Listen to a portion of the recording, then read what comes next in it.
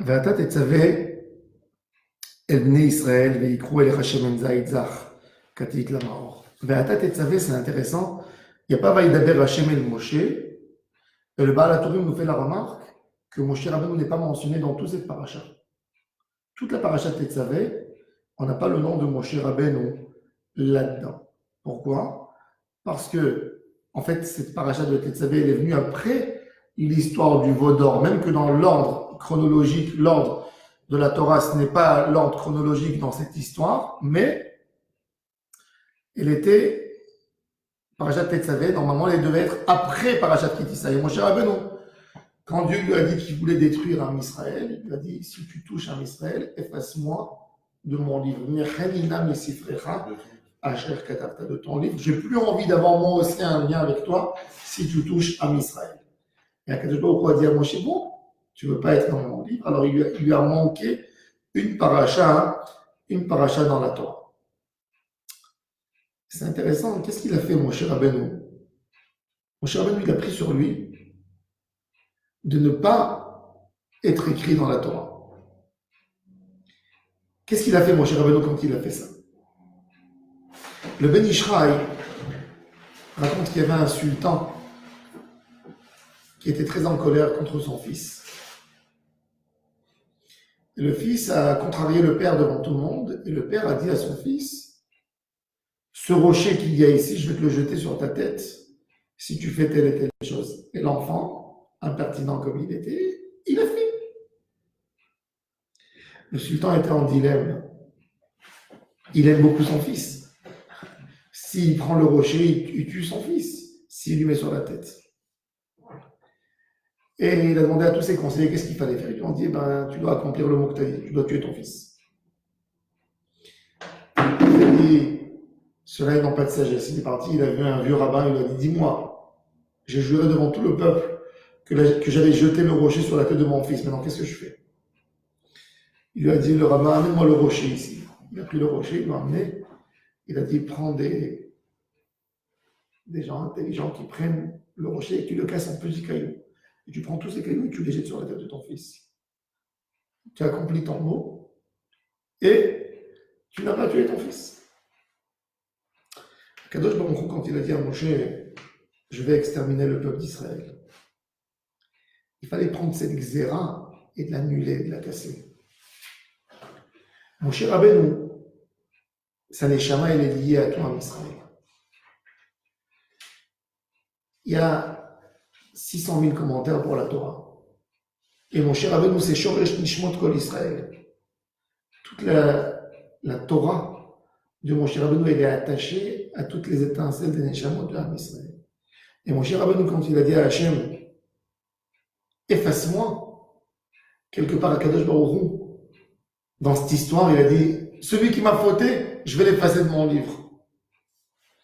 Mais il y avait une grande akpada sur Moshe Rabbeinu. Pour enlever cette colère, on a réduit le Mechanina et il est venu que sur une paracha de la Torah. Et avec ça, Kadosh Baruch Hu, quelque part, a même pardonné, puisque le lien, Moshe, il dit quelque part, efface-moi et ne touche pas à Israël. Et Hachem a accepté ce qu'il a dit. Mais on ne peut pas effacer Moshe Rabbeinu. Donc on l'a effacé d'un petit passage de la Torah. Et d'ailleurs, c'est très intéressant. Ve'ata tetzavé v'yikru elecha shemen zayit zach katit lamaor. C'est quoi? Ve'ata tetzavé v'yikru elecha shemen zayit zach katit lamaor. Il y a un autre commentaire qui explique, par une histoire que Moshe Rabbeinu n'est pas mentionné. Kadosh Baruch Hu, quand il a dit à Moshe d'aller chez Pharaon, il lui a dit, je bégaye, j'ai pas envie d'aller. Et Kadosh Baruch Hu lui a dit, ton frère Aaron va t'accompagner. Kadosh Baruch Hu a attendu à Moshe Rabbeinu. Quand il y a eu l'histoire de l'allumage de la menorah, normalement, c'était fait pour Moshe. C'est Moshe qui devait allumer et éclairer la menorah pour Am Israël. Parce que la menorah, elle signifie la sagesse. Moshe Rabbeinu avait un visage qui est éclairé. comme il est écrit dans la Gemara, Pene Moshe Kipne Hama. C'est lui, c'est le rôle de Moshe Rabbeinu d'allumer la menorah et pas le rôle de Aaron HaKohen.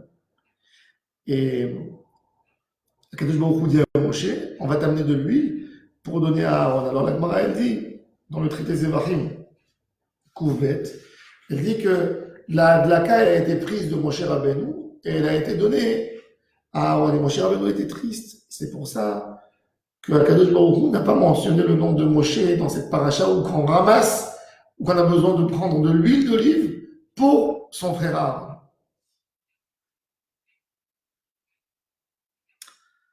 Moshe Rabbeinu était jaloux de Aaron HaKohen. Est-ce que Moshe Rabbeinu était jaloux de Aaron? David Amelech dans Tehillim, il nous dit Ine matov manaim shevet achim gam yachad. Quand les frères sont assis ensemble, c'est qui les frères? C'est Moshe et Aaron. Kashemen atov sheyored al harosh, yored al hazakan, zekan Aaron sheyored al pi midotav. La Gemara nous dit que quand on a oint à Aaron, Moshe se sentait comme si c'est lui qui a été oint, tellement il adorait son frère Aaron. Mais dans la Kedusha, on a le droit d'être jaloux. Moshe Rabbeinu a compris qu'il a perdu une occasion d'éclairer pour Am Israël toutes les générations.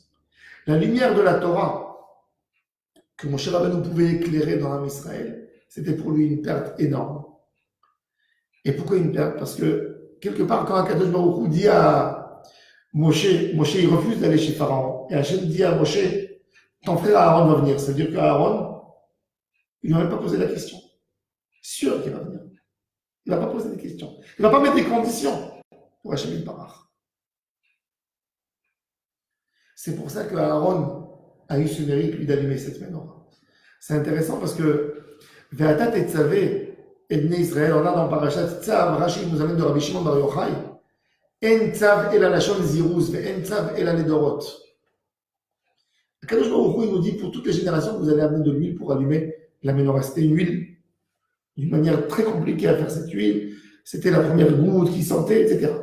Mais la base de la Avodat Hashem, c'est Ve'atat et Tzavé.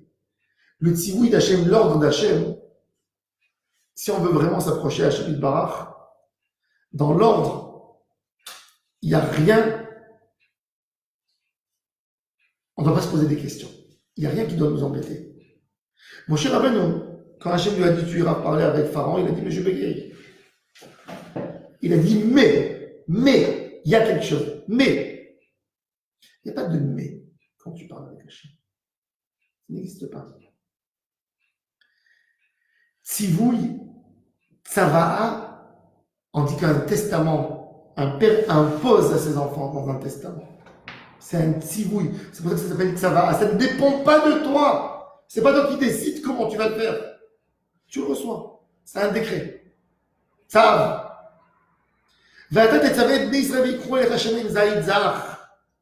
C'est intéressant que le tzivouï, il est venu que par rapport à cette mitzvah. Pourquoi le tzivouï, il n'est pas venu par rapport au Bigdei Kehuna, par rapport au don de la terouma? Non.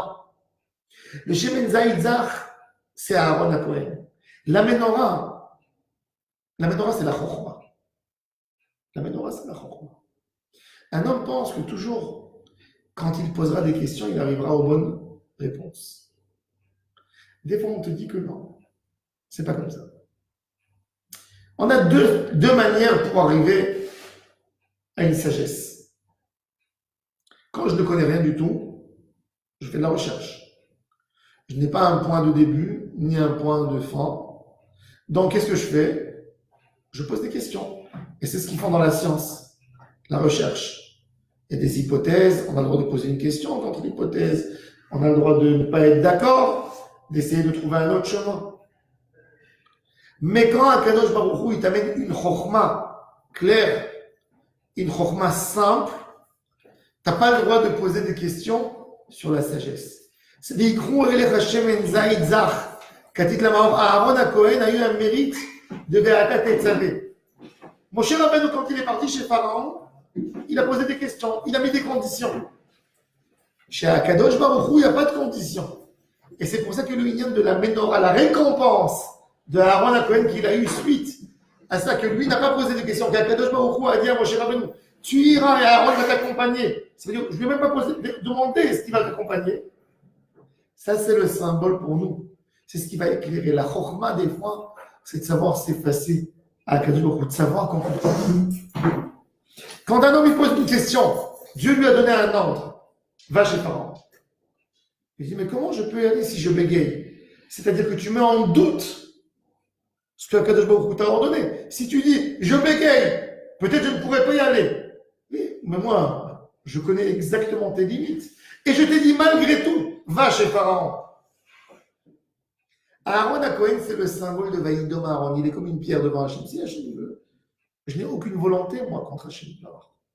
C'est pour ça qu'Akadosh Baruch Hu a mis d'Afka le langage de Ve'atat Etzavé par rapport à l'huile qui est à Aaron. Parce que pour voir, donner, pour avoir une chorma, le vrai talmid, le vrai récipient, quand tu reçois la sagesse de ton rave, tu n'as pas le droit de poser des questions. Tu dois que recevoir. Quand tu poses une question, tu mets une limite à ce que tu veux recevoir. Tu dis, mais je ne comprends pas. Cette idée ne me convient pas à 100%. Tu ne peux pas recevoir la chorma si tu n'es pas un récipient. Pour pouvoir éclairer à Am Israël, reprendre cette lumière divine, comme que la Gemara nous dit que la sagesse descendait de la Ménorah. C'est pour ça que celui qui veut avoir de la sagesse pendant la Tfila, il doit avoir le visage entre le Mizrach et le Darom. Oui, entre l'Est et le Sud. Là, c'est la sagesse. Pourquoi? Parce que la Ménorah, elle donnait la sagesse à Am Israël pour comprendre. Pour recevoir la sagesse, c'est Ve'atat Etzavé. Pose pas de questions. Moshe Rabbeinu, il a posé une question quand Dieu lui a été Metzavé auto d'aller chez Pharaon. Il lui a dit, je suis Metzavé. Il a dit, non, mais je bégaye. Non, mais il ne va pas recevoir. Non, le peuple n'est pas prêt. Hachem lui a dit, tu auras un problème avec la transmission de la sagesse. Tu pourras transmettre mes décrets. Mais la sagesse interne, c'est que Aaron. Par Sa'adlaka de la Ménorah. C'est pour ça que Ve'atat Etzavé, c'est uniquement dit à Aaron HaKohen. C'est ce qu'il dit le Baal HaTurim dans son deuxième commentaire, et non élargi avec Siyata Dishmaya Baruch Adonai Le'olam. Amen. Amen. Je vous souhaite à tous et à toutes une excellente semaine. Il vient plus Laurent.